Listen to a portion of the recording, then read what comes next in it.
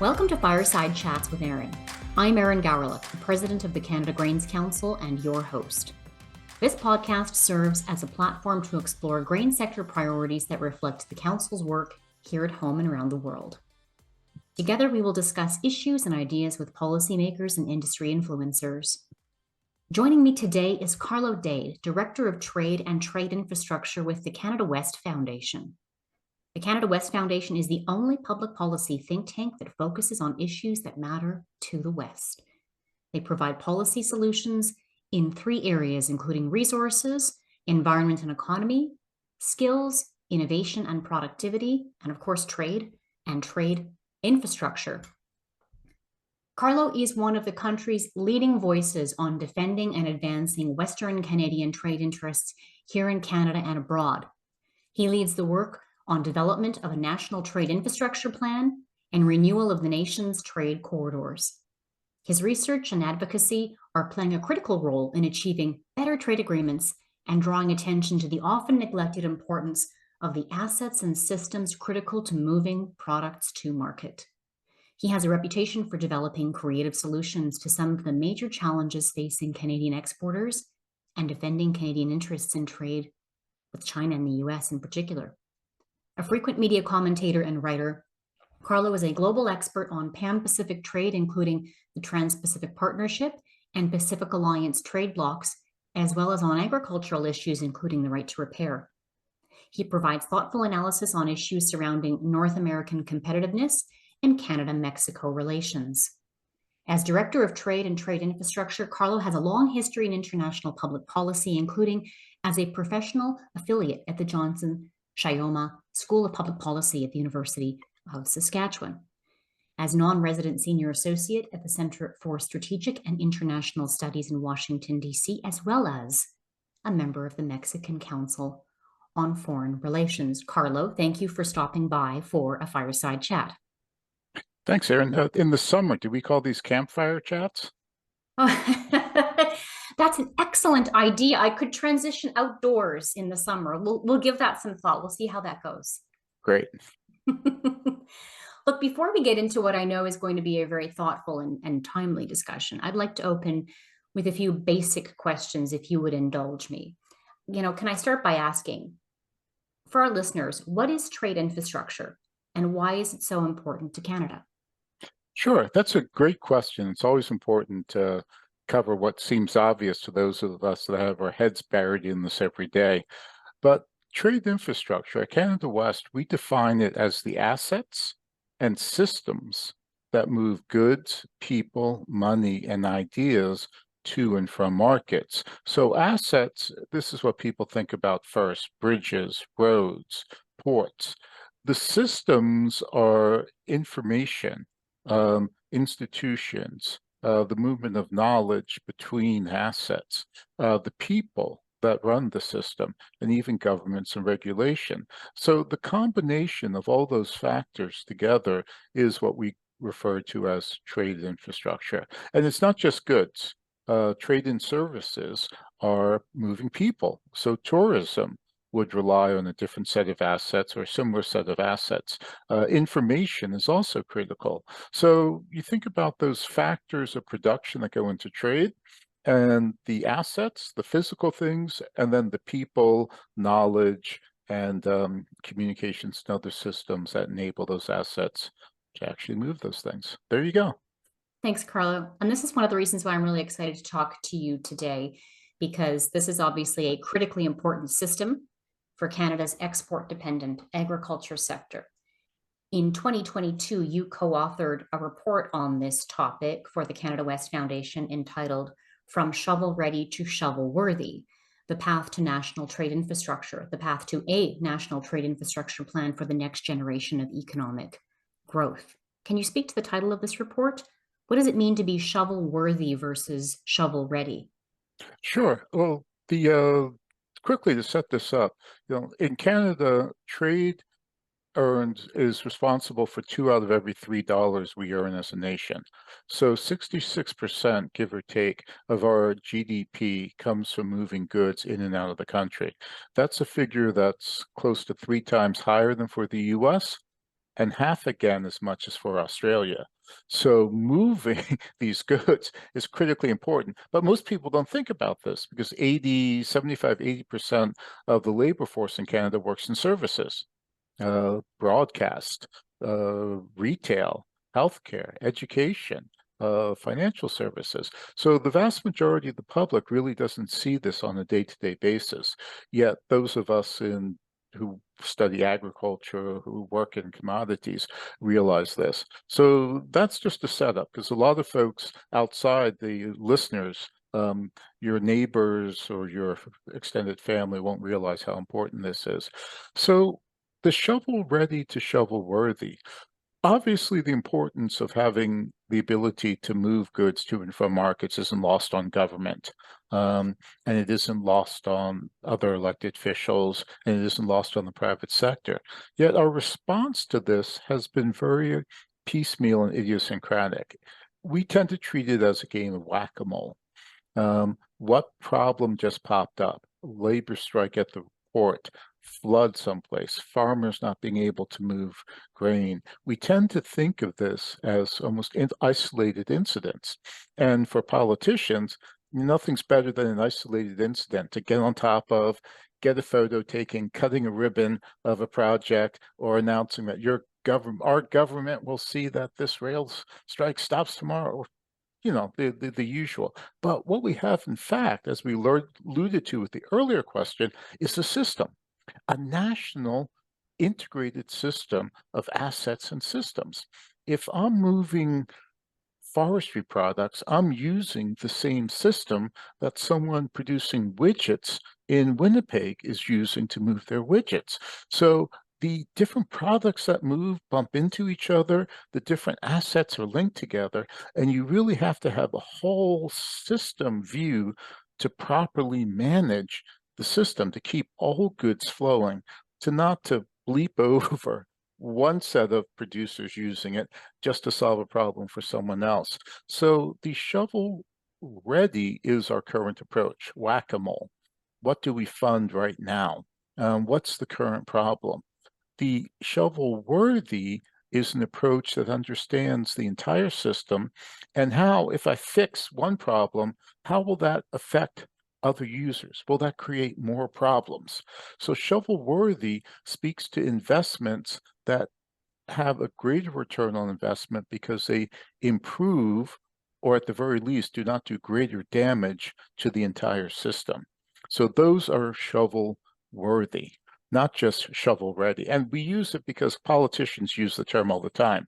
Is that project shovel ready? Meaning it's been vetted, it's been cost appraised, et cetera, but it's only shovel ready in the whack-a-mole sense. It's not shovel worthy in the sense of improving the entire system. Okay, I appreciate that explanation. Thank you. Now, drawing on the findings of your report, the School of Public Policy at the University of Calgary estimates that the situation is quite dire. He said that Canada's infrastructure deficit could be as high as $600 billion, and that the investment shortfalls contributing to this deficit are particularly apparent in transportation and trade infrastructure, and that Canada has fallen sharply to last place relative to the G7 and Australia, both in terms of our infrastructure and logistics quality. They went on to say that in 2019, the World Economic Forum ranked Canada 32nd in the world, falling behind even developing nations like India and Azerbaijan. So you mentioned already just how trade is so critical to Canada's economy. Can you speak to the state of Canada's trade infrastructure deficit and how we found ourselves in this situation? Sure. So if you go back, oh boy, over a decade ago to the era of the Asia Pacific Gateway, our rankings were actually quite high with the World Economic Forum and with the World Bank, the Logistics Performance Index. Over the intervening decade, we've taken our eye off the ball. We had a coordinated response by all levels of government, and there was a system-wide approach taken, at least to the West, and sharing information, joint planning, looking at the entire system. That's fallen by the wayside, and I don't know if it's simply concomitant, collinear, or if it's causal, that the lack of attention and the lack of coordination was tied with the drop. It would be very hard to quantify that, or it would be an incredibly difficult feat to actually go back and trace causality. But the collinearity of it is kind of, I think, a good enough indication. Recently, our trade infrastructure, I should note, the rankings have improved, at least with the World Bank Logistics Performance Index. But I think that's partially because they retooled, and I'm sorry to dive into the weeds here, but I know that they retooled the measurements and the analysis that they were using, partially because Canada was complaining that they were doing so poorly. I was speaking with the World Bank about the system, and someone remarked, "Yeah, I had a call from Transport Canada a couple of months ago, and they were complaining." And anyway, I'm not going to make this into a conspiracy theory about us yelling at the World Bank, but the rankings with the new methodology we have improved. But setting that aside, here's the larger issue. Even if we were to suddenly decide we're going to correct the deficit in spending, we're going to spend massively. If we spend it on shovel-ready projects as opposed to shovel-worthy, then we actually may make the system worse. Unless we have the ability to know which investments will improve fluidity and throughout the entire system, which investments will solve problems and not cause other problems, which investments are really geared towards the future of trade, then spending massive amounts of money may obviously do more harm than good, which is why we've been so insistent, as opposed to the federal government, we've been so insistent, along with the Business Council of Canada, the Canadian Chamber, CME, road builders. There's a whole group behind or with us that are insistent that no, we need to get the system on how we spend money right before we start simply throwing money at the problem so governments can make announcements. All right, let's unpack that. Let's talk a little bit more. Let's talk in greater detail about how we get out of this mess. The report that you co-authored in 2022 offered, I believe it was 7 recommendations, or what you referred to as building blocks for Canada's first national plan for trade corridor infrastructure. Can you take a few minutes to walk us through those building blocks? Oh boy, I'd have to remember them. But Give us some highlights. the primary one was the ability to first understand the system. So we need to collect information, figure out the right sort of information to collect. And we don't collect in a systematic long-term way, collect that sort of information.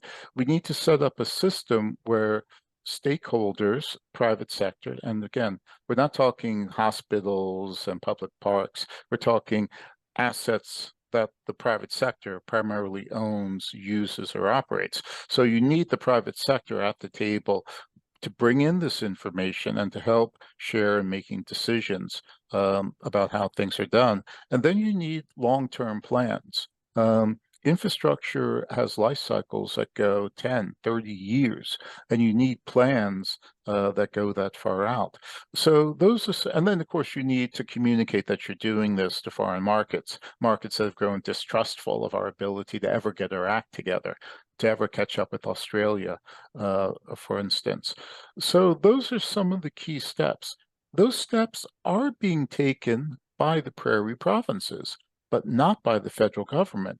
So listeners may vaguely remember that over the summer, Alberta, Saskatchewan, and Manitoba, the transport ministers, infrastructure ministers, announced that they were signing a memorandum of understanding to share information, collect information together, make decisions jointly. And that work is ongoing. The prairie provinces are working with some help from CWF, but are working to do this. We've actually developed a system, interactive system that the prairie provinces can use to see all forms of production of our major exports and their links to transportation infrastructure assets. So you're actually starting to get a picture emerging on the prairies of how the integrated system works, and the 3 provinces are talking together about using this information to make better investment decisions. So this is happening on the prairies, but the federal government, yeah, so I'll just leave it at that. And that was one of the questions I had for you, Carlo, was, it's been 2.5 years now since the report was published. Are we seeing any progress? And I guess you're suggesting that at some levels of government and in some areas of the country, we're seeing some progress, and at other levels, maybe less so.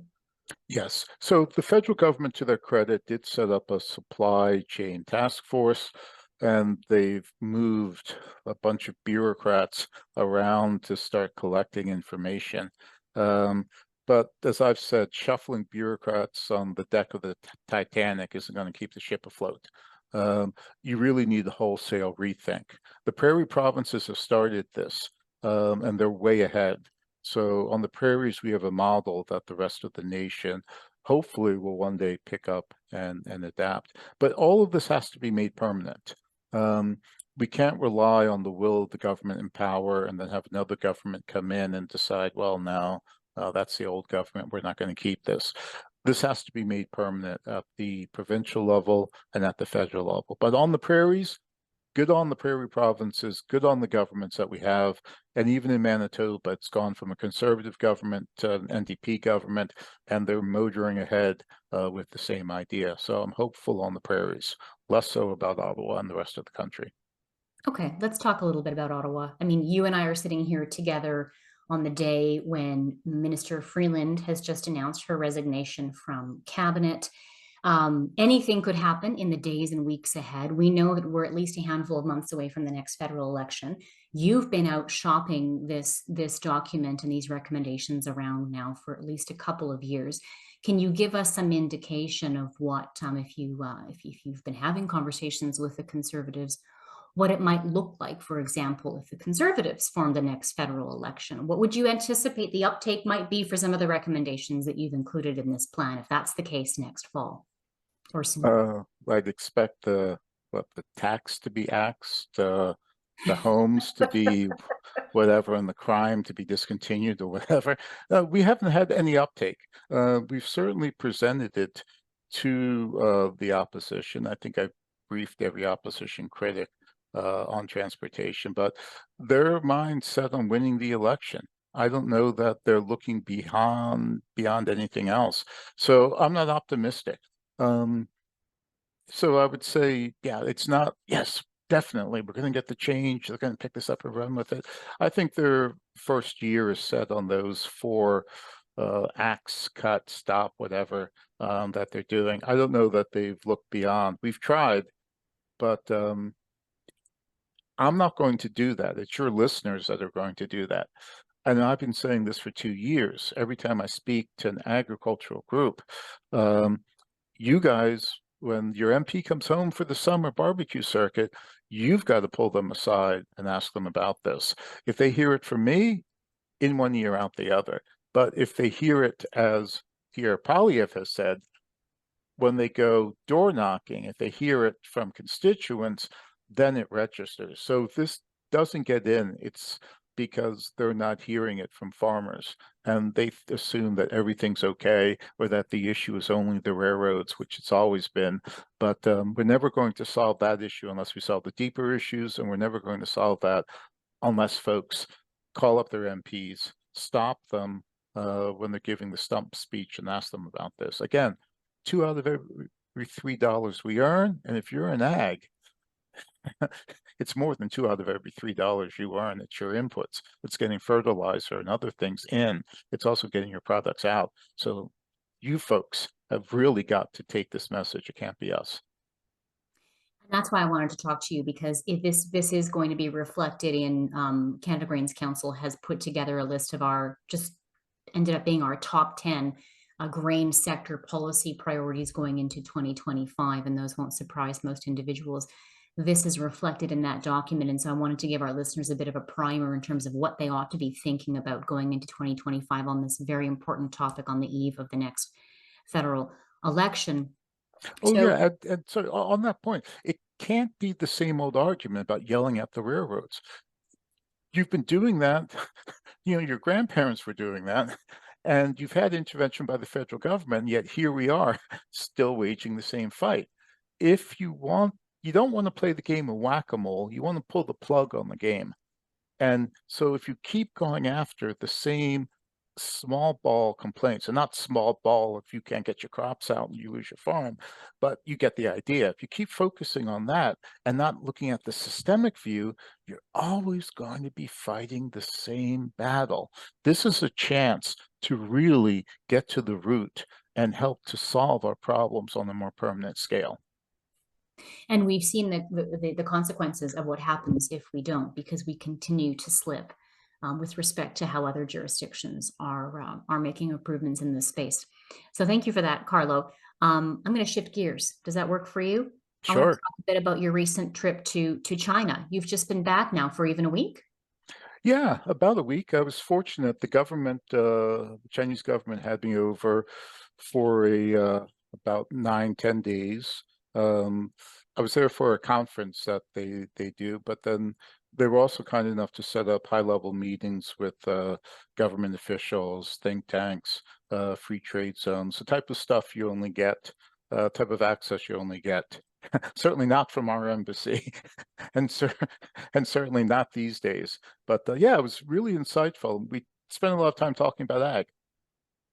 Well, and Canada faces new challenges with China in light of our government's decision to join our American allies with respect to the imposition of a 100% tariff on Chinese EVs. And it seems like regardless of the issue that we have done little to protect the agriculture industry in Canada, which is often the target of China's retaliatory behavior.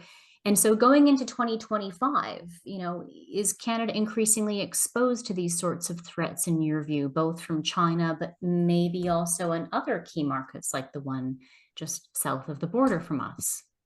Yeah, that's the big one. We complain a lot about China, and rightly so, but you know, the problems we face are closer to home. 25% across the board tariff, that would include agriculture, grain grading, country of origin labeling for MCOOL. I'm not worried about VCOOL, but mandatory country of origin labeling, the pork rules in California. We certainly face issues in all these markets. And we're increasingly, as we look to diversify, we're going to even more difficult markets. Look, we've had trouble with Europe and the US. Does anyone think that the rest of the world's going to get easier? I'd certainly hope not. So one of the things we've been arguing about and talking with folks like Happy and Al Musil at Ag Foods is the need to rethink the balance between pushing for market access with trade policy and pushing for surviving market access. So Mm. by that, I mean, if you think about it, China, we've had great access to China. We won access to the European Union recently. Winning access to markets is only the beginning of your adventure, shall we say. You're going to have to spend more time defending access, protecting yourself from the vagaries of non-tariff barriers and other issues that appear in the markets. So the argument is that we really need to rethink our ag trade policy to focus less on trying to win market access and more resources on, as the Australians and the Americans do, having resources in market to anticipate non-tariff barrier issues, to anticipate trade disputes, to have people working to prevent them from happening or mitigate them when they do happen. And you need different sets of assets. You need to be working with regulatory agencies. In China, we invested for decades. We invested money in helping China build its regulatory system. When they wrote their fertilizer laws, they called on Canada to help them write the regulations. But we lost that when we stopped focusing on development in China and focused instead on just selling and market access. So we need to rethink there. The second point is rules-based international trade is breaking down. The Americans are trying to destroy the World Trade Organization. We've seen how well NAFTA has protected us with country of origin labeling and how well it's prevented 25% tariffs.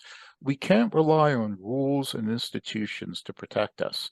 We need to start thinking about other measures to protect Canadian agricultural producers. Look, in the US, as a result of Trump's trade war, US farmers suffered massive losses in sales to China. The US Department of Agriculture, also known as US Department of Writing Checks, compensated U.S. farmers to the tune of $28 billion. Mm-hmm. That's the entire GDP of Newfoundland and Labrador and the territories for a year. The Americans have the ability to protect their agricultural producers. We don't have that sort of money. In China, China's preparing for the trade war by investing massively in building reserves, national reserves for food and critical minerals. The Australians are thinking about new measures to protect Australian producers. We continue to rely on the WTO, on bringing challenges in that the rules will protect us. We need to start thinking about a plan A to protecting trade and making the WTO plan B. So that's something that's going to require massive thinking. I don't have an answer there. I have a problem, and I have an idea that we need to start working. Again, Cappy, and hats off to Tyler and the group there. We've been talking about that and thinking about, and Al Musel, we've been talking and thinking about what we can do together to start the conversations in Canada as to what we can do. What sort of research do we need to figure out the problem, figure out what others are doing? How do we take that research and then get stakeholders in Canada to participate? And we need to do this with all due haste and all due speed. So so clearly I get the impression that you think the Canadian government has not given this enough thought in terms of what the strategy is going to be, especially in this new world order that is in 2025, over dependence on multilateral forums like the WTO, and not enough thinking about what it is that Canada needs to do in 2025. Correct. I have not seen evidence of that. It could be, and I just haven't seen it, but I clearly have seen evidence of our investments to try and protect the WTO. We're leading an international working group on that. Our trade expertise in the country is geared towards that. I also have seen abundant evidence of the continued push for market access with agreements and the language that comes out of the Ministry of Ag, and from provincial ministries. I have not seen evidence of the problem I mentioned, the making the WTO plan B and focusing more resources on mitigating NTBs. The Indo-Pacific Ag Office has the potential to do that, but I've yet to see evidence that they've taken it up. So apologies to the Ministry of Ag if they've done this and I just haven't seen it. But I think the fact that it works so much on the issue and I haven't seen it may be another point of evidence to put on the table here. Good point. I think that work is critically important in the new year, and the industry would welcome the opportunity to get involved. Any estimation in your view in terms of whether or not this would be a priority for the Conservatives should they form the next government? Is this something you think they might be thinking a bit more about, a different approach to these issues? I hope so. But again, I've heard axe the tax, build the home, stop the crime. Like, I can't remember what the fourth one is. This is why you have a rule of three and not a rule of four. I can never remember what the fourth one is. But no, I haven't seen any evidence that they're thinking about this. But again, should the Conservative MP or staffer be listening, you know where to reach us. I appreciate this conversation. Maybe before I bring it to a close, Carlo, any additional insights or learnings from the conversations that you had while you were in China? Yes, Shanghai. So I went over to look at to try and meet folks working on China's Belt and Road Initiative. I also met the Asian Infrastructure Bank, but that's a side point. But on the Belt and Road, I've had this nagging worry about the potential of the investments that China is making to bring new sources of supply onto world markets. The Belt and Road is many things, but one of the things, and the thing that's important for this audience, is that it's funding trade corridors, 5 major trade corridors to enhance competitiveness for China. But it's also funding these corridors to provide greater food security and mineral security, energy security to China.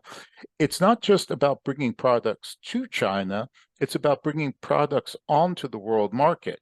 More supply on world market eases pressure, makes things better for China in terms of food security. If there's more sources of wheat or oil seeds available, then it takes pressure off of constricting resources on China, lowers prices, prevents one producer from cutting China off. So the goal isn't just to move products into China, it's to move them onto world markets. Just last month in Peru, President Xi of China was there to inaugurate a major Belt and Road investment, a port in Chancay, Peru. This port will cut the transport time from Brazil to Asia by 23 days, or say 20 days on average. Yes. Wow. So the port is also projected to increase Brazil's GDP by 1 percentage point. This is a port with 4 berths where they're prepared to add 15. There is not yet a rail line from Western Brazil to the port, and the roads still need improvement. So you can imagine a new route to Asia that substantially cuts the cost, assures reliability, and increases speed of delivery. You can expand this down to Argentina, and then you're talking about grain supplies from the eastern seaboard of Latin America, Brazil having access to Asia. So Brazil is already a major supplier of wheat to Indonesia. And again, Brazil imports wheat from Argentina, so they're not yet a global wheat powerhouse. But given the market, and if you remember what happened with soybeans, in the 80s, I think, the Americans cut soybean exports due to bad harvests. Japan relied on soybeans from the U.S. for 90% of their domestic use. As a result of the Americans cutting the exports to Japan, the Japanese invested in increasing or creating the modern soybean industry in Brazil from nothing to the point where now Brazil is the largest or the second largest exporter globally.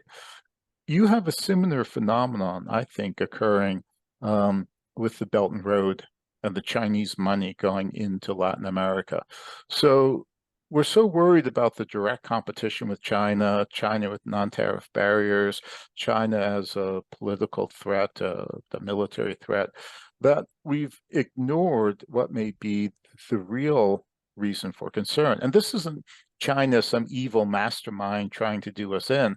This is China just doing what any country that relies on food imports would do.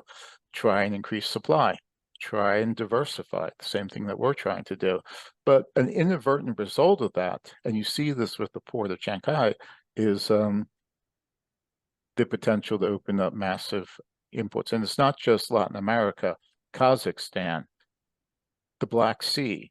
These investments have the ability to rewrite the structure for how goods move and what goods get to international markets. It's a type of thing that we need to start thinking about, I would submit. And even if I'm wrong, I'd rather spend the time and effort doing research to turn out to be wrong than waking up one morning and wondering what happened.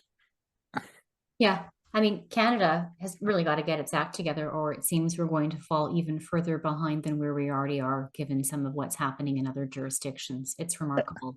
And the port in Chancay is starting with automation, state-of-the-art automation. Automation and the Canadian port? Good luck. The unions have said that that's not going to happen, and the government's caving into them. Depending on how you feel about domestic jobs and protecting workers, yes. But at the same time, if another producer of what we produce is going to be using automation, if the people to whom we sell are going to be using automation, where does that leave us? Not in a good spot, and we really appreciate the work that you do, in particular at the Canada West Foundation, Carlo, in shining a light on some of these issues to inspire our sector to continue to have the conversation with the Canadian government. So thank you for that, and we look forward to staying abreast of the work that you continue to do. I believe that you have a newsletter that some of our listeners can subscribe to. I haven't done that yet, and I need to. Where can we find that? Sure, it's on the Canada West website. Okay. We had one on China that unfortunately, due to resources, funding, we had to stop that covered most of these issues. But there's one on North America, and we've done a deep dive into Project 2025 and their Mm, proposed policies for U.S. agriculture. So that may be a good read for several of your listeners. And again, it's just on the Canada West website. You look for news briefs or briefs and you'll find it. I also need to give a shout out to Alberta, Alberta Grains. They've been a supporter of Canada West for close to a decade now. And it's their support and folks like Pulse Alberta and Alberta Pork, Manitoba Pork, that really, really enable us to do this sort of work. So I'd be remiss if I didn't thank them for being with us for close to a decade now. I'm glad to hear it. Alberta Grains, one of our members, and I had an opportunity to work for the Alberta Wheat and Barley Commissions a few years ago. Before I let you go, I have a personal interest in leadership, Carlo, having studied the topic as part of my graduate degree, and I think that increasingly the unprecedented challenges that we're facing require unprecedented leadership. So I want to close by asking all of my guests to weigh in on the topic.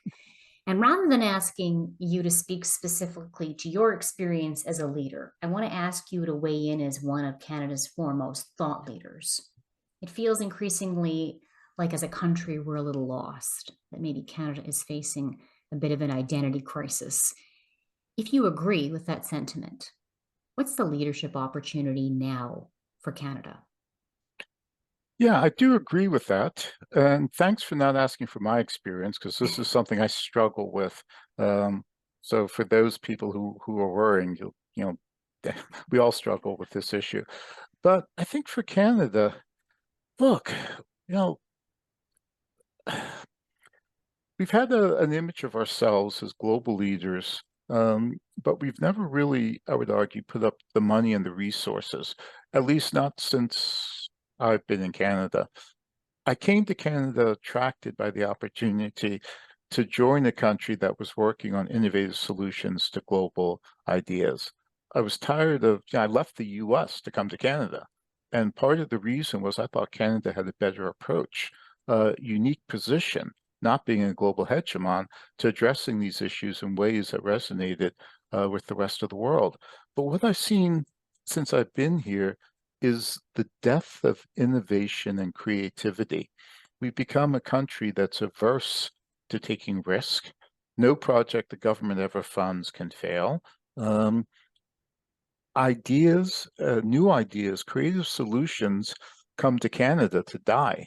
And before they die, they go to foreign affairs or they go to Ottawa to get tortured uh, before before they're eventually put out of their misery with a slow with a slow death. Um, I just see no innovation, no creativity in the work that's being done, especially on the policy front in Canada. And I think that's not just the fault of government. It's the fault of a population that doesn't demand more, a population that's become complacent, fat, rich, and lazy, and complacent globally. And that's not such, you can understand why. I mean, we are at kind of stuck between the US and the North Pole, two huge oceans. We're rich, or we were rich, we're getting poorer every day by global standards. So I don't know how we break out of this, but I fear that it's going to take a crisis to move us. The complacency won't be shaken until it's, well, shaken, and that's going to require something severe. But yeah, I think you can't exercise leadership unless you're willing to spend the money, spend the resources, and also have something to offer. Something in a world where rules-based trade is ending, where our old solutions are gone. The Chinese say, an era that we haven't seen in 1,000 years is upon us, and yet Canada's acting like it's business as usual. So you can't exercise leadership in a world where we're seeing change that you haven't seen in 1,000 years unless you have something to speak or share with that world. And I fear that our leadership um, is not equipped to do that because we're not taking risk and we're stuck in the old way of doing business and complacency. And that starts in Ottawa and it starts in provincial capitals as well, I would say. Different response, and one that I really appreciate, because so often when we talk to our international colleagues, Carlo, you hear, especially in light of what's happening in Europe and in the US now more recently, the world is going to need more Canada. But what you're suggesting is that we have a lot of work to do domestically to strengthen our leadership muscles, to make the investments and be prepared to take some risk, both within Canada and beyond. And we can't show up for the rest of the world until we address some of those challenges that we have here within the country itself. And until we're finally ready to spend the money to do this, look at the number of think tanks we have in Canada. So think tanks are the division between academia, business, and government, where ideas and creativity come from. We underfund them. We rely on the Americans for input and critical thinking.